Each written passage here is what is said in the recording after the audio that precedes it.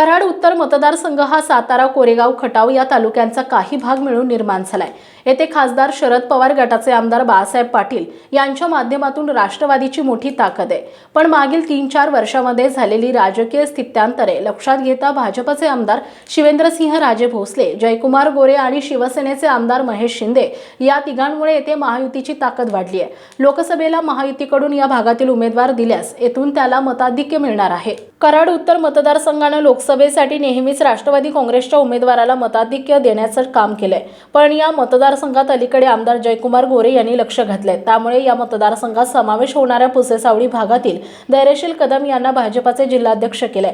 मनोज घोरपडे यांचीही येथे ताकद असून ते यापूर्वी जिल्हा परिषद सदस्य राहिलेत। ते सध्या भाजपामध्ये असून घोरपडे आणि कदम यांच्या समेट घडवून आणून आमदार गोरे यांनी येथून महाविकासा विरोधात बांधणी केली आहे। आमदार शिवेंद्रराजे भोसले यांना मानणारा सातारा तालुक्यातील काही भाग या मतदारसंघात येतो। त्यांना मानणारी मतेही यावेळेस महायुतीच्या बाजूने जाण्याची शक्यता आहे। रहिमतपूर परिसरातील काही भाग या मतदारसंघात येतो। त्यावर शरद पवार गटाचे आमदार शशिकांत शिंदे आणि जिल्हाध्यक्ष सुनील माने यांना मानणारा गट आहे। यापूर्वी राष्ट्रवादीने कोणतीही मदत न करता बाळासाहेब पाटील हे 2009 मध्ये या मतदारसंघातून अपक्ष आमदार म्हणून निवडून आले होते।